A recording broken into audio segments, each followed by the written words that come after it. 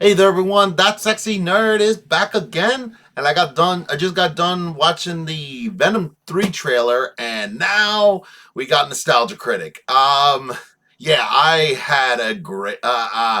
We got Nostalgia Critic Ghostbusters. Now, I have a weird history with this movie. My parents and family say that they showed me this movie when I was a little kid. I don't remember watching it at all, and some of the shit in this movie is terrifying.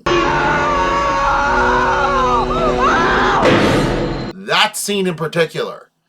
And yeah, I didn't watch this until I believe I was in college. I was in college when I finally watched this movie. As far as I know, I mean, I never got to watch it when I was a kid. I never got to watch it when I was younger.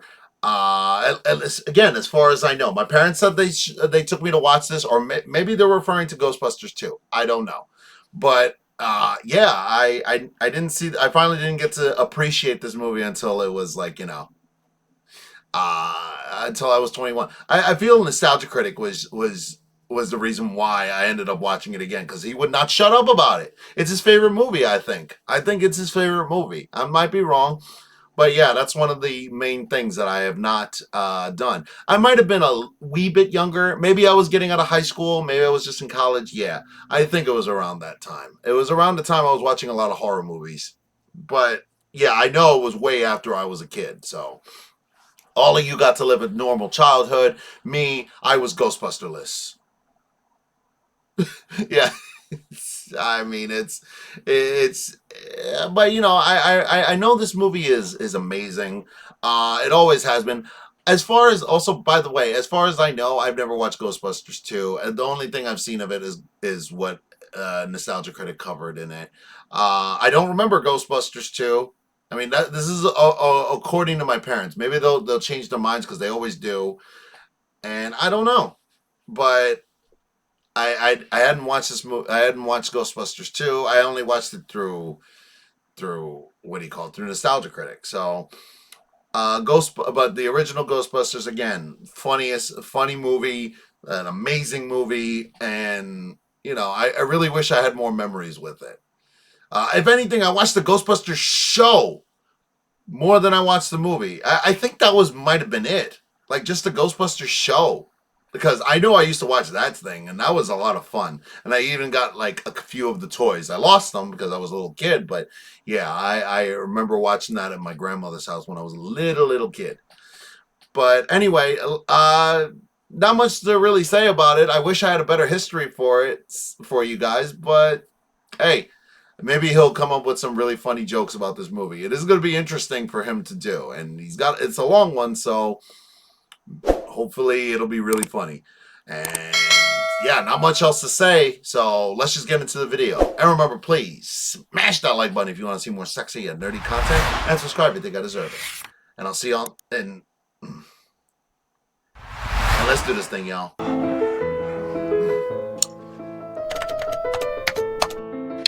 Okay, meeting 102 of the Foreign Film Exchange Club begins. This is Nostalgia Critic from Earth. This is Hannah from the Blick Galaxy.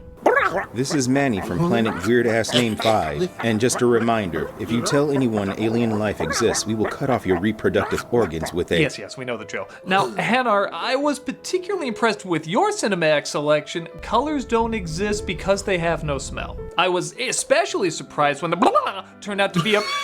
It really changed the way I look at relationships. Well, I was equally impressed with Manny's suggestion, nanoots on a plane. Agreed, though the symbolism could be a little on the nose, I think. You'd be surprised how many people think it's just about Zorka-Mort castration. And your selections, Nostalgia Critic, were also excellent. Godfather, Casablanca, 2001: A Space Odyssey. Granted, the last one, a little dated. Of course. We also enjoyed your Just classic slightly. comedies like the works of Charlie Chaplin and Mel Brooks. God, I've actually never seen 2001: A Space Odyssey. What have I been doing with my life? Ugh. Tell me, did Monty Python ever show his face on screen? No. Well, no, I understand. The prejudice against reptiles must have been great. However, there is one choice on your list that we did not understand. The comedy Ghostbusters. Really? A lot of people see that as a classic. So you've said, but where Blazing Saddles called out prejudice, Life of Brian addressed religious misinterpretations, and Modern Times satirized industrial America, Ghostbusters fights a Yugoslavian fashion model in bubble wrap with extremely illegal and dangerous technology. Well, when you put it like that, sounds even more awesome. Am I right this masterpiece of cinema also had a Saturday morning cartoon? 2. That's how I got into it. You don't believe that nostalgia influences your favoritism? Same here, I'm actually. sure a little bit, but Apologies. While this movie is you do fine, too. we don't see it as a masterpiece. look, it's kind of hard to explain why this movie works. You know, honestly, I'm just thinking about it right now. Not only with the cartoons in my life, but I just remembered that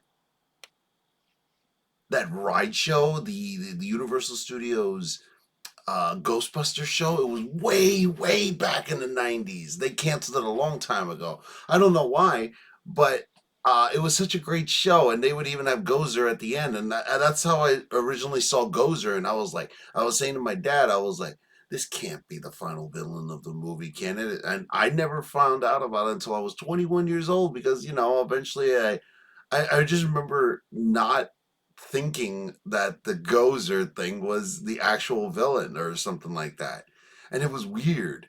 And also, everybody else acted differently. The humor was not the same. There were no dick jokes, at least as far as I can remember. I was like 4 or 5, maybe. And yeah, I just remember watching it on video. And yeah, it was just. Does anybody remember that show? Anybody old enough to remember that show? Let me know in the comments below. Isn't that your job? I mean, it can be explained, it's just tricky. How tricky? So Very tricky, they were never able to duplicate it again. That's true. Described Ghostbusters before as lightning in a bottle, and seeing how they've tried for years to unsuccessfully duplicate it, I think that's still accurate. Every sequel and reboot they've tried to do has had some sort of backlash or resistance. I actually kind of liked Afterlife, but even that divided a lot of audiences. And to some Never extent, seen I any can of see them. why. Never been that Ghostbusters good, mixes so. a bunch of different genres and tones that normally wouldn't go together, but surprisingly works so well it's equally entertaining to both adults and kids. You know what's a good sequel and a good story? Transformers versus Ghostbusters, or Transformers meets the Ghostbusters. I forgot what it was, but it was awesome. I am such a dork. Like I said, I found out about Ghostbusters through the cartoon. The one Yeah. spin-off most of us I can remember agree that was a cartoon. decent follow-up. So when I discover there's a version the where they video game. smoke, swear, and get blowjobs, Yeah, I was in right? 80s PG heaven. I was so weirded But I'll out when I admit, found I can out. never look at it the same way audiences who first saw it looked at it. Stay Puft will never be as funny to me as when audiences first saw it on the big screen because I was too used to him as a cartoon character. Hell, I had the toy before I even knew there was a big Oh my screen god, version you too? of it. So, as someone who's based I didn't have a toy. I had something that was Stay Puft Marshmallow Man. I think it was like an ottoman that he was like holding something. It was my parents were weird. They just got it. I don't know why. basically raised to love this film from the start, it is hard to imagine watching it today with someone who's never even heard of it. One has to admit it is weird seeing a movie where 4 slackers charge electric lassos to hunt snot bubbles while their clients bang and turn into dogs. It's required cinematic viewing. Yeah. So, on its 40th anniversary, I want to go back and see if this film does hold the same comedic weight it did when it first came out. Separate myself from the sugar-coated franchise a lot of us associate with it and look at it as a standalone flick. Is it still a unique experience where several mismatched elements surprisingly produce a one-of-a-kind masterpiece? Or is it just an extended Saturday morning cartoon with dick jokes? Both. Which I would also be fine with. So, Yeah, I if think y'all anybody can would be. entertain yourselves while I go talk about a question that has a clear answer, but I think it's a lot of fun to talk about. No problem. We'll watch one of your Earth shows. Yes, the television drama you call Spin City. Drama? It's not really a drama, it's given the past 8 years, maybe it is. Let's take a look at Ghostbusters. Yeah. The film What a opens joke. with a lion.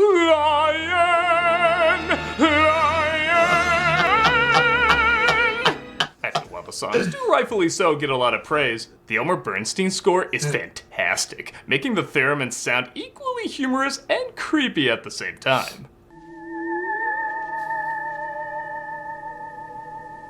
That's one of the great you tone play it. combos of the movie, being goofy and over the top, but also a little unsettling. They really make you feel like you're with this librarian, and because they mix different types of effects, it isn't all just CG. You feel the same claustrophobic panic she does after seeing something like this. God.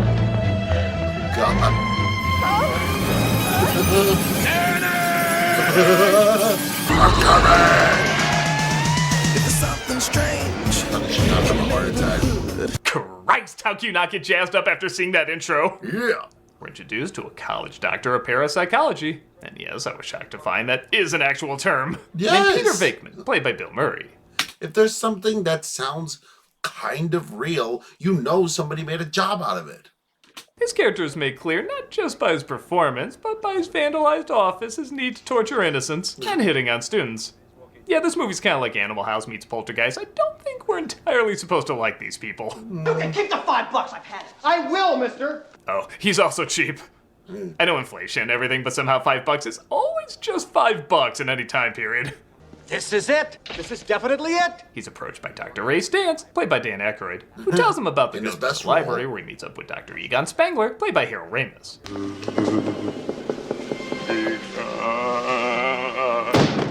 Deaf. We can clear this up quickly and quietly. Let's not rush things.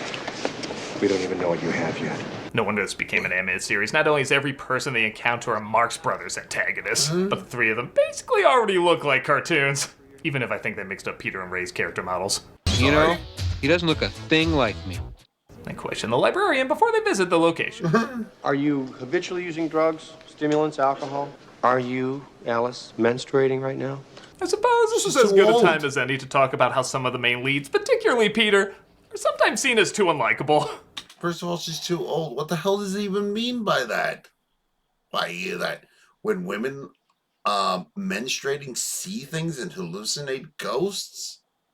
No. They'll be more likely to make you a ghost, especially after that comment, but never ever heard that. Yeah, she could toss part of this up to as a different time, but I'll defend them a bit more beyond that.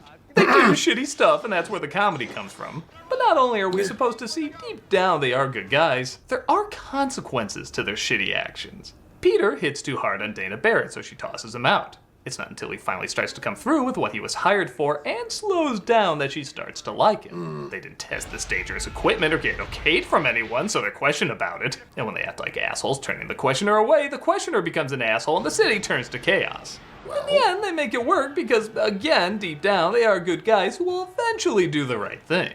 But they would have gotten there easier with a lot of these problems being avoided if they acted smarter. But that's not funny. And this is a comedy. And these three are fun to watch make asses of themselves. A full dorsal apparition. Oh no. And it's That's actually the one And part that apparently scared it's me. very gassy.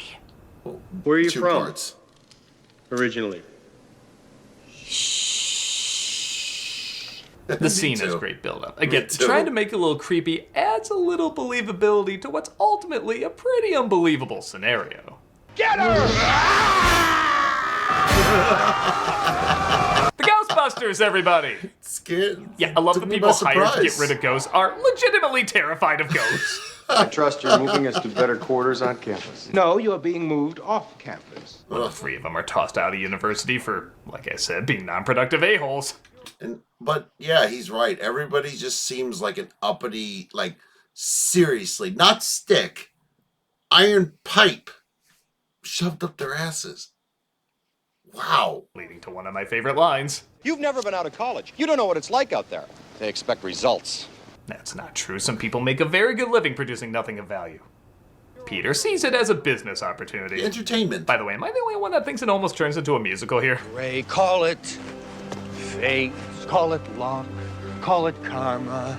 We are gonna make it big. Now let's get some shawarma. Kind of want. I know I've told the story a million times, but I don't care. I'm gonna tell it again. When I first saw this as a kid, I asked what they were drinking. My Never dad seen didn't it. want to say alcohol, so he said it was the magic Ghostbuster juice that turns them into Ghostbusters. And I'll be damned if that doesn't check out, because they suddenly start talking smarter and then they're off to get the firehouse. This ecto-containment system that Spengler and I have in mind is going to require a load of Brad to capitalize. You're never gonna regret this, Ray. Oh my God. First of all, I know this is a little bit weird. This might be a little weird, but what if Stranger Things Season 5 is going to be a Ghostbusters kind of like story. They have to catch all the Demogorgons and shit like themselves and bring them back. I don't know. That would be kind of cool. Like they've done every 80s movie. Why not do a comedy? But yeah, I know they're probably not going to do that. But anyway, that actually reminded me of what Murray said in season 2. That What are you doing? Thinking. With vodka. It's a central nervous system depressant, so yes, with vodka. And I wonder if that's if that theory is applied there. I mean, crazier things have happened, people. I'm telling you, man, it weirdly tracks. I also like the way to show they have no money is Egon's calculator gets smaller, which nowadays would actually mean they have more money. Wiring is substandard, it's completely inadequate for our power needs, and the neighborhood is like a demilitarized zone. Yeah, so all of New York in 1984? Yeah. We're introduced to Dana Barrett, played by Sigourney Weaver, who often tries to slip past her nerdy neighbor Lewis, played by Rick Moranis, who, much like many of the actors, improvised a fair amount of his lines. How you doing? Why don't you have some of the brie? It's at room temperature. I taped 20-minute workout on my machine and played it back at high speed, so it only took 10 minutes. I got a great workout. I'm giving this whole thing as a promotional expense. That's why I invited clients instead of friends. This character doesn't get enough love. Or maybe sometimes he gets too much. This weirdo seems obsessed with him. Wait, isn't he a real lawyer? To believe you. After seeing the boys' ad on TV, I love Egon looking for his mark. We get a bit of a future cameo. Yeah, remember when Easter eggs could foreshadow the future, not just remind you of the past. Oh. Speaking of eggs, they start cooking on the counter and a mysterious sound is heard from the fridge. Not this part. You're out of mayo. Miracle Whip, if you don't mind. After hiring a secretary named Janine, played by Annie Potts, our heroes are approached by Miss Barrett with her ghost problem, which I don't know, this place might also be haunted. Their Cokes pretend to be Diet Cokes, and she explains her situation. Past life experience intruding on present time. Could be erased memories stored in the collective unconscious. I wouldn't rule out clairvoyance or telepathic contact either. Or, you know, it could be ghosts. Ghostbusters. Peter goes to check out the apartment, and even while fighting off clumsy advances and talking canines in her icebox, Weaver still plays this as straight as warning the Wayland Company of a universal threat. Will you listen to me, Parker? Shut up! There were creatures writhing around, and they were growling and snarling. And there were flames, and I heard a voice say, Zool. Well, that just happens when you leave Taco Bell in the fridge too long. Why does everybody talk so much shit about Taco Bell? I like Taco Bell. Well, I defended Peter a little bit and how his bombastic flirting gets him kicked out. Boy. This scene is still done really awkwardly. I think I remember this. No. Ew. I've got it. No. I'll prove myself to you. It's not necessary. Alright, movie, if you don't want us indicating anything creepy, maybe don't make a scene indicating something creepy. I'll solve your little problem. Okay. Yeah, this scene's weird. Your weird scene. Yeah. Did you see how he turned? He was like... You see how weird that scene was? He was like... Got one! So what would you say? We're 50, maybe 60 minutes in? We're not even a half hour in yet, and they're already taking their first job. Hey, anybody see a ghost? This movie is so damn tight at getting information to you through both verbal and visual storytelling, as well as both obvious and subtle gestures getting across character. With so many franchise movies having ridiculous running times, it is so impressive this movie is only an hour 40 long, and it feels like you got the same amount of info from a 2.5-hour movie. It wastes no time. Going up. I'll take the next one. We can call it about a ghostly disturbance while putting together. They've never successfully tested this equipment. Oh that poor lady. We thought you were someone else. We thought you were Paul Feig.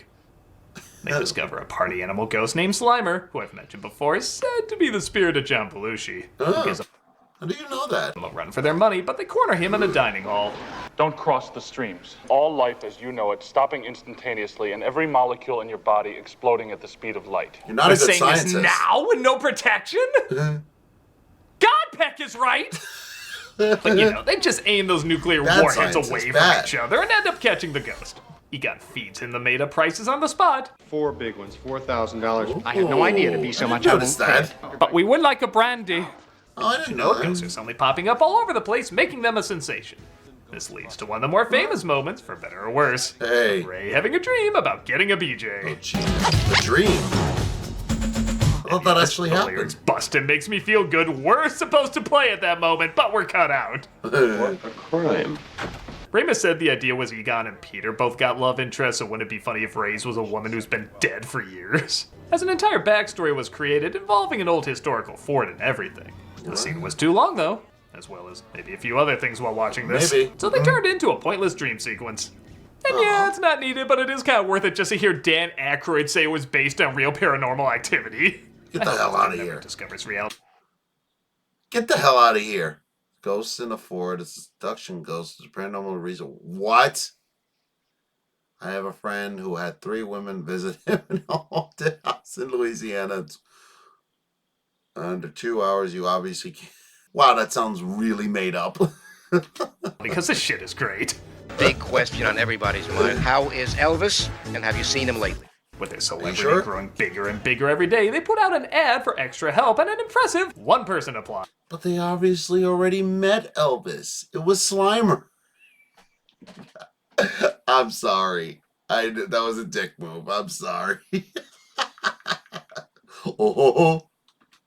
Winston Zedmore, played by Ernie Hudson. Yeah, Winston. Do you believe in UFOs, astral projections, mental telepathy? If there's a steady paycheck in it, I'll believe anything you say. This is the only part of the movie I have a major problem with. Winston should have been brought in earlier.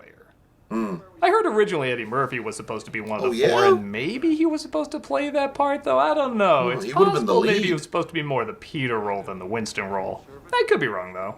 Either way, Winston is supposed to be the everyman who either goes with the flow or constantly tries to distance himself. I want to make a phone call. Yeah, I just worked with these guys, man. I wasn't even there.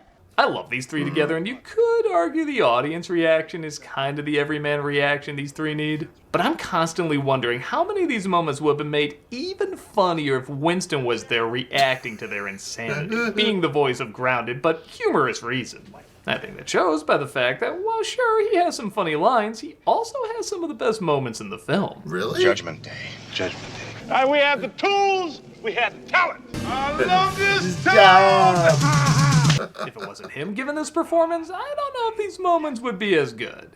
Dr. Beckman, this is a surprise. Peter meets up with Dana, reveals Zool is the minion of a demonic force named Gozer. And as I hinted at before, I kinda get it. There's morons out there who don't follow social cues and keep hitting on a person who's clearly not interested. You don't want to encourage that.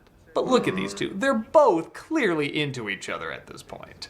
Of course it helps they surround her with nothing but schmuck, so he looks better by comparison. So who the hell is that? I'm sorry I didn't get to meet you, sir, and I'm glad you're feeling much better. You're still very pale, though.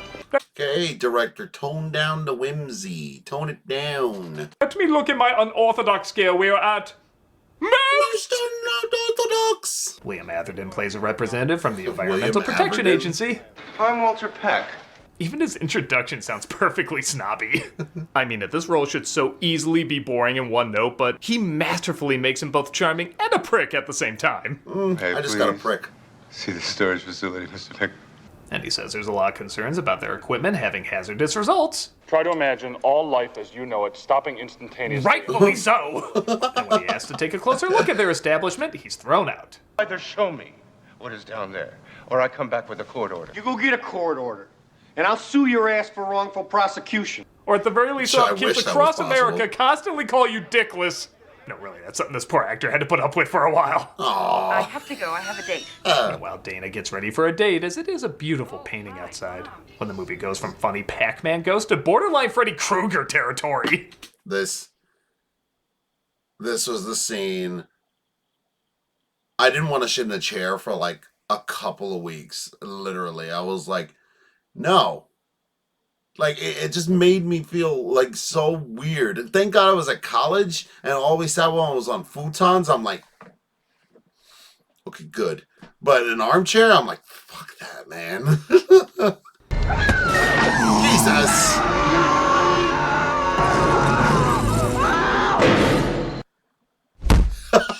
Lewis has similar issues next door as he throws a party. You think it's too warm in here for the brie? Louis, I'm going home. What if I sing Suddenly Seymour? I know I bash the overuse of CG in movies, but admittedly, they kinda help smooth out some of these keying lines. Alright. This moment brought to you by New York. They know. They just don't care. All right. Thanks, New York. I do love the irony that these two neighbors are possessed so that they can immediately find each other across the hall, but somehow they end up miles away from each other, so they literally ask everyone if they're the person they're looking for. Are you the keymaster? The horse. Yes. Peter quickly puts together that something is up, and in a funny twist, she comes on to him and he pushes her away. No. I want you inside me. Go ahead. No, I can't. Sounds like you got at least 2 people in there already. Again, I feel like if this was just a I got a score character, he would take her up on this. Honestly, I feel like a lot of comedies might have gone that direction. But instead, he tries to save her, and I guess Weaver said she wanted a role that was a bit more playful and fun compared to what she was getting at the time. And you can tell, because she is clearly having a ball with this.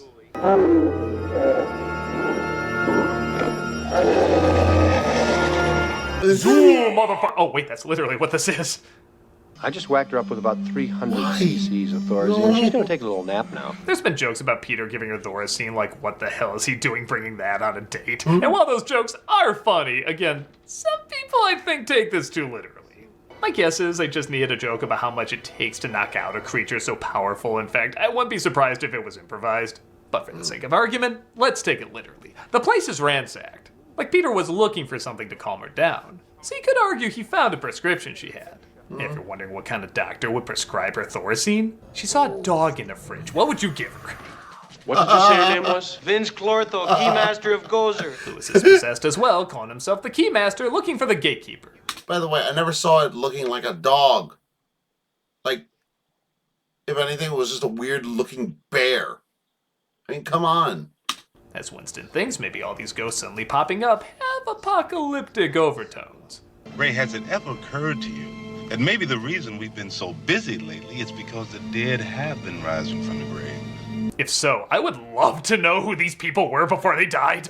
Peck returns, though, demanding the place be shut down as he has a court order to do so. I think there's just been a slight misunderstanding, and I want to cooperate in any way that I can. I love how Peter so died.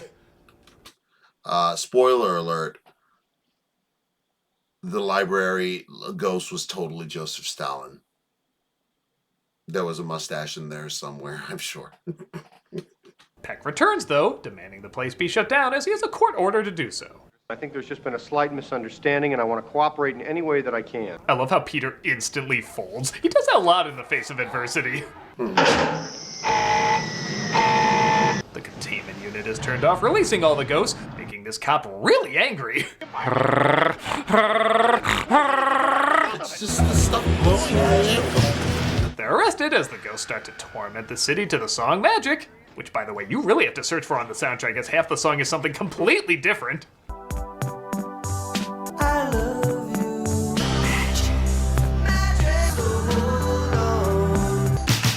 What? Where did that come from?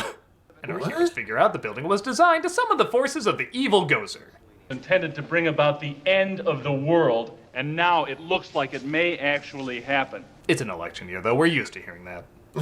Carl Winslow takes him Really? to the mayor, and I like Winslow. how Peck folds and makes up stories when he sees rushing in might have been the wrong thing to do. They use sense and nerve gases to induce hallucination. Power grid was shut off by Dickless here. Is this true? Yes, it's true. This man has no dick. Don't ask how he knows that's true.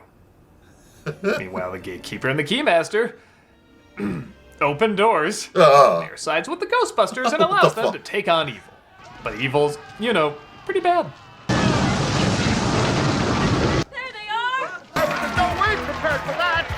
In hindsight, you had lightning and you went with earthquake. That's like having a gun, but you went with quicksand. What's clearly better? Let's go! Hey, go! The crowd cheers him on, and they rush on in to the stairs. But when we get to 20, tell me. I'm gonna throw up. Why are SNL members going up buildings always the funniest part? I've never seen Blues Brothers, damn it. Dana and Lewis are transformed into dogs as Our Lady of the Triforce opens up to finally reveal Gozer. It's Gozer. I thought Gozer was a man. It's whatever it wants to be. Woke! I now hate all this. Why don't you call it Go Woke, Go Broke Busters? Or whatever.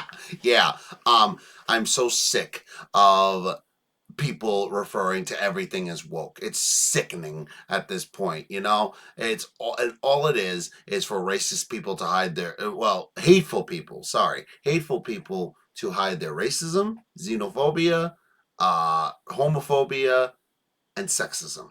That's all it is. That's all it is. It's all stupid excuses. They were even doing this shit in the 80s, but they got no answer for that then because it doesn't fit their narrative. Republicans. Whatever it is, it's got to get by us. We get a nice callback to their first ghost encounter. That was your whole plan. Get her. Go get her, Ray. But ghosts are kept at got ear her. with their asses when Ray answers no to being a god. When someone asks you if you're a god, you say yes. Oh, you read the Influencer's Handbook. Though certainly swimming in 80s. Yeah, what 6000 BC creature has flat tops? Wow. Gozer is a pretty cool villain, who, much like Sauron, doesn't need to be seen that much in order to leave a dreadful presence. Whatever we think of. If we think of J. Edgar Hoover, J. Edgar Hoover will appear and destroy us. J. Edgar Hoover has come. Imagine. Ray thinks back to his childhood and thinks of an old food mascot named Stay Puft who can't possibly hurt them. But he's naturally proven wrong. It's a Stay Puft Marshmallow Man. Again, as someone who grew up with the cartoon, I can't guess what it must have been like for an audience to see this is the antagonist at the end and how funny it must have been. You know, I never saw the movie, but I saw that. I remember seeing that one part and being. I had a toy. It wasn't an ottoman. It was an actual toy. It was a little miniature though, and I used to pretend it was Godzilla until I got my Godzilla toys. I think that was actually what convinced my mother to get me the Godzilla toys when I was a kid. He's like, all right, fine. If you're going to pretend that thing is a giant monster, you might as well do it right. But as a fan of the show, it was pretty amazing to see some really spectacular effects dedicated to this creature. Well, there's something you don't see every day. And I have to point out in a past video, I showed off how this effect was a little clumsy because you can see through the leg. But one comment said, of course you can see through it. He's a ghost. Oh. Shut me the hell up. We'll cross the stream. Is it a They ghost? say crossing the streams might reverse the door to the ghost world, so they cross them as peeingly as possible. I hope I'm the first one to make up that word. And it seems to work, blowing up Gozer and the Marshmallow Man. Whoa. Fried I love too marshmallows. William Atherton asked if getting all this marshmallow dumped on him was gonna hurt, and the crew just said, oh. Even in real life, that brings up good points. joking. As a kid, I'm on the Ghostbusters side, but as an adult, this is the asshole that makes more sense. Everyone else is covered as well, except for Peter, who has romantic lead armor. And they bust Dana and Lewis out of their burnt dog shells. Who are you guys? We're the Ghostbusters. Who does your taxes? Nobody, but you can be a lawyer in the future. Oh. So as the credits roll, Isn't he a lawyer now? is destroyed, the city is saved, Peter and Dana share this incredibly awkward kiss. That was such an awkward kiss. This guy, and they ride off into the slime set. I'm off to Minions the cartoon! So 40 years later, that was Ghostbusters. And sure, on the one hand, you could see this as just a simple comedy adventure designed to sell toys, but its unique premise, memorable characters, extremely quotable lines, and mixing of several different tones does make it stand out. It's similar to watching an anime. You know, the ones where a bunch of hearts and wavy Full Metal lines go Alchemist? by 1 second, but then out of nowhere some really heavy shit there's suddenly Brotherhood. hits. This does that, okay, maybe not much with drama, but Love that certainly show. with sci-fi, horror, family entertainment, grown-up entertainment, subtle wordplay but also over-the-top special effects, and of course, comedy. Somehow it manages to balance all of these perfectly and master every single one of those categories. It's not really a story about people discovering amazing things about themselves or changing greatly. It's a story about people having a passion for something and showing the struggles and rewards of working towards achieving it. It's kind of like a Disney film in that way. Some see Ariel as not very complex, but others see someone who knows what she wants despite everyone saying she can't get it, and uses her drive and dedication to achieve her dream. Yeah. A lot of people recognize the value in that despite her being flawed, and I think people can see the same value here despite these characters being flawed. They screw up, they do the wrong things, and many times it blows up in their faces, but they are still taking a chance on themselves despite nobody else having faith in them. It's a story we see all the time in kids media, but it's also a story we see all the time in adult media, which is perhaps why it speaks so well to both. I know it's not a classic to everyone, but to kids looking to connect to adulthood and adults looking to connect to childhood, this is an imaginative, one-of-a-kind comedy that's just as relatable and smart as it is bizarre and hilarious. Yeah, that's about right.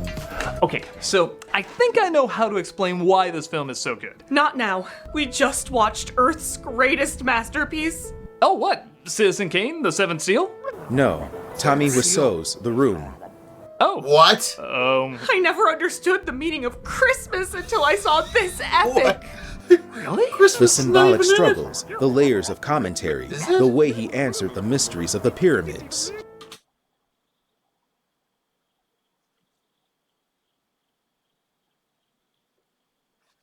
Of course aliens would find it funny.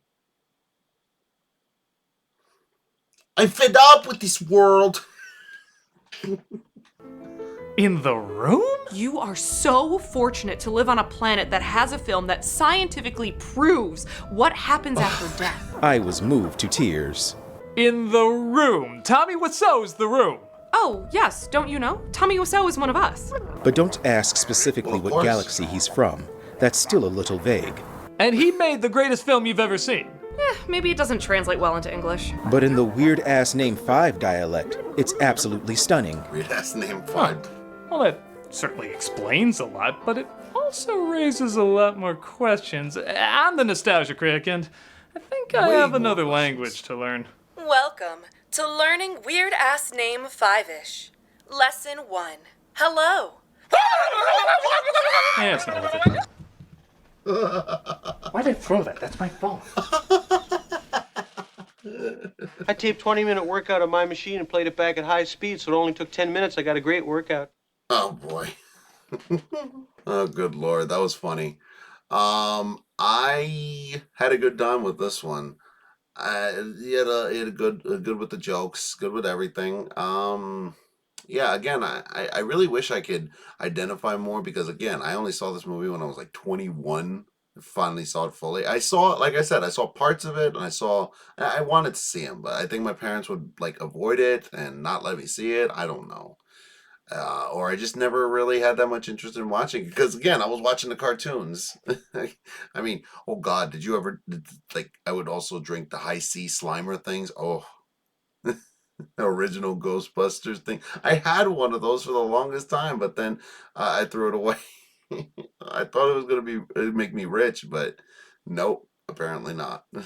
But anyway, I would like to know what you thought of this movie, how you thought of this this Ghostbusters movie, and are there any other Ghostbusters movie that kind of come close to the original? Because I've not seen the Frozen Empire, I've not seen Afterlife, I've not seen I've not seen any of them. I've not even seen the reboot, and I'm betting you all of you are gonna say the reboot with the women, Megan McCarthy and whatnot. I bet you that's the greatest one ever. Let me know because if anything, I'll do all the Ghostbusters movies that Nostalgia Critic has covered. Let me know if you want me to do the girl one because I think I remember that one is with his skits that he used to do. I don't know. Let me know in the comments below.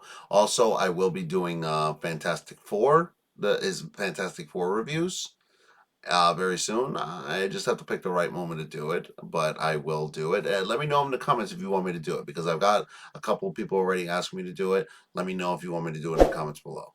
And remember, please smash that like button if you want to see more sexy and nerdy content, and subscribe if you think I deserve it. And I'll see you all in the next episode. And remember, please sign up for my Patreon to check out my unedited versions of all my latest videos. See you in the next episode.